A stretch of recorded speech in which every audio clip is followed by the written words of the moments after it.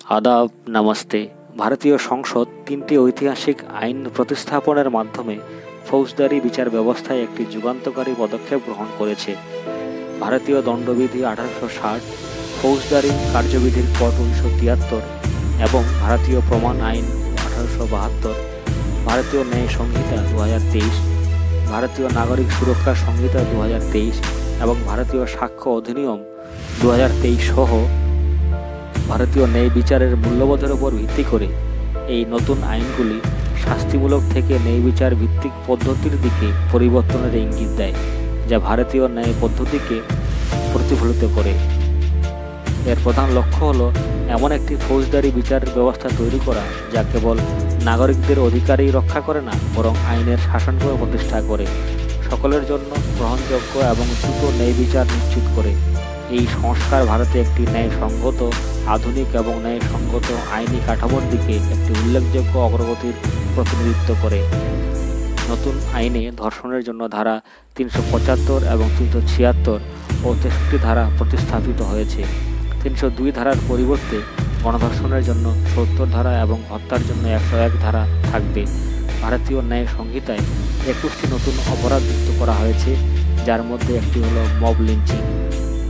এর মধ্যে mob lynching নিয়েও একটি আইন করা হয়েছে। 41টি অপরাধের সাজা বাড়ানো হয়েছে।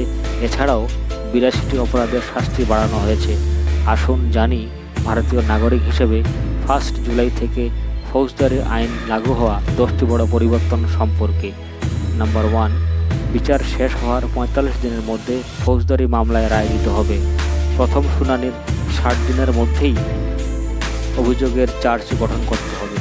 সাক্ষীদের সুরক্ষা এবং সহযোগিতা নিশ্চিত করতে সমস্ত রাজ্য সরকারকে অবশ্যই সাক্ষী সুরক্ষা প্রকল্প বাস্তবায়ন করতে হবে। নাম্বার 2, ধর্ষণের শিকার নারীর জবানবন্দি নিতে হবে একজন নারী পুলিশ কর্মকর্তাকেই।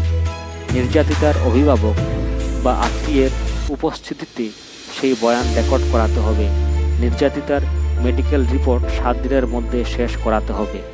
নাম্বার 3, নারী ও শিশু নির্যাতনের বিষয়ে নতুন অধ্যায়ে বলা হয়েছে সন্তান কেনা বা বিক্রি করা জঘন্য অপরাধ হিসেবে গণ্য করা হবে।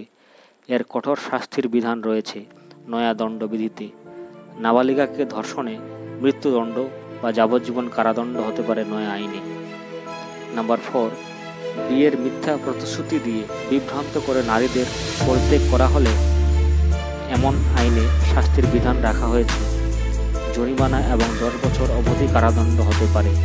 নাম্বার 5, হেনস্থার শিকার মহিলারা 90 দিনের মধ্যে মামলা নিয়মিত আপডেট পাওয়ার অধিকারী হবে।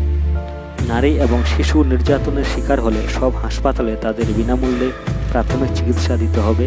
নাম্বার 6, অভিযুক্ত ও অভিযোগকারী উভয়ই 14 দিনের মধ্যে এজাহারের কপি, পুলিশ রিপোর্ট, চার্জশিট, জবানবন্দি, স্বীকারোক্তিমূলক জবানবন্দি ও অন্যান্য নথি পাওয়ার অধিকারী হবে। মামলার শুনানিতে অপ্রয়োজনীয় বিলম্ব এড়াতে আদালতকে সর্বাধিক 2টি স্থগিতাদেশের অনুমতি দেওয়া হয়েছে। নাম্বার 7, এখানে বৈদ্যুতিক যোগাযোগ মাধ্যমেই অভিযোগ দায়ের করা যেতে পারে। এর জন্য কোনো থানায় যাওয়ার প্রয়োজন নেই।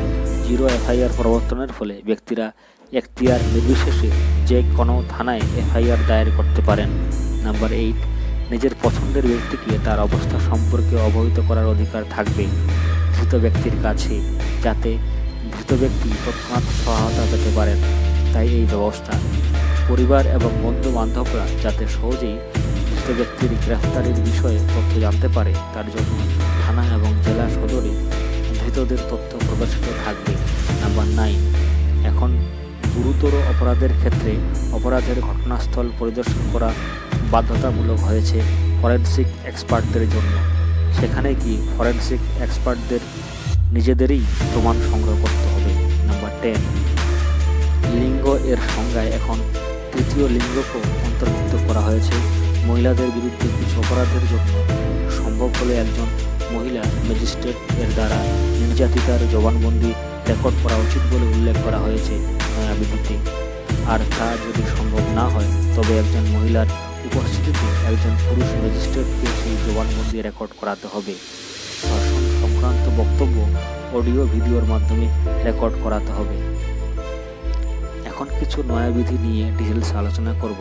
প্রথমেই বলবো, ভারতীয় ন্যায় দ্বিতীয় সংহিতা বিল 2023 অনুসারে টেররিস্ট অ্যাক্টকে ডিফাইন করা হয়েছে এইভাবে: ভারতের ঐক্য, অখণ্ডতা, নিরাপত্তা, অর্থনৈতিক নিরাপত্তা বা সার্বভৌমত্বের হুমকির জন্য বা সম্ভবত হুমকির উদ্দেশ্যে বা সন্ত্রাসে আঘাত করার অভিপ্রায়ে ভারতের বা যে কোনো বিদেশের জনগণ বা জনগণের যে কোনো, যেমন জনসাধারণকে ভয় দেখানো, জনশৃঙ্খলা বিঘ্নিত করা, পরিবেশ সৃষ্টি করা বা ভয়ের বার্তা ছড়ানো, দেশের রাজনৈতিক, অর্থনৈতিক বা সামাজিক কাঠামোকে অস্থিতিশীল বা ধ্বংস করা বা জনসাধারণের জরুরি অবস্থা তৈরি করা বা জননিরাপত্তাকে ক্ষুণ্ণ করা, এমনকি একটি অহিংস বক্তৃতাও সন্ত্রাসী কাজ হিসেবে শ্রেণীবদ্ধ করা যেতে পারে। এই অপরাধগুলি ইউএপি এর দ্বারা 18A এবং 18B ধারায় প্রতিফলিত হবে এবং এই অপরাধের শাস্তি মৃত্যুদণ্ড বা যাবজ্জীবন কারাদণ্ড। আর যারা সন্ত্রাসী কর্মকাণ্ডের ষড়যন্ত্র, প্ররোচনা, উস্কানি বা সহায়তা করে তাদেরকেও মুখোমুখি হতে হবে এবং 5 বছর থেকে যাবজ্জীবন পর্যন্ত কারাদণ্ড হতে পারে। Number 2, cruelty define. সংশোধিত বিলের আরেকটি সংযোজন হলো যে এটি একজন মহিলার বিরুদ্ধে তার স্বামী ও তার আত্মীয়দের দ্বারা নিষ্ঠুরতা সংজ্ঞায়িত করার প্রস্তাব করে, যার শাস্তি 3 বছর পর্যন্ত জেল। ধারা 86-তে ক্রুয়েলিটিকে ডিফাইন করা হয়েছে।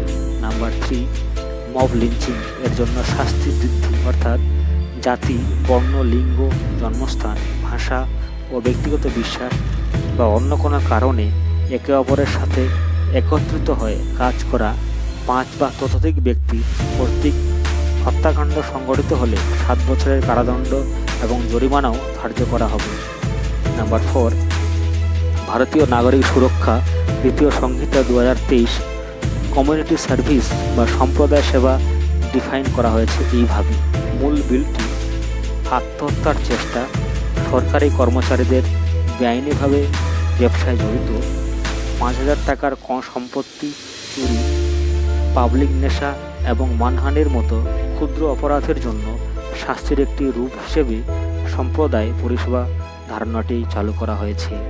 এই শাস্তি এখন সংশোধিত বিলের 23 ধারার অধীনে সংজ্ঞায়িত করা হয়েছে।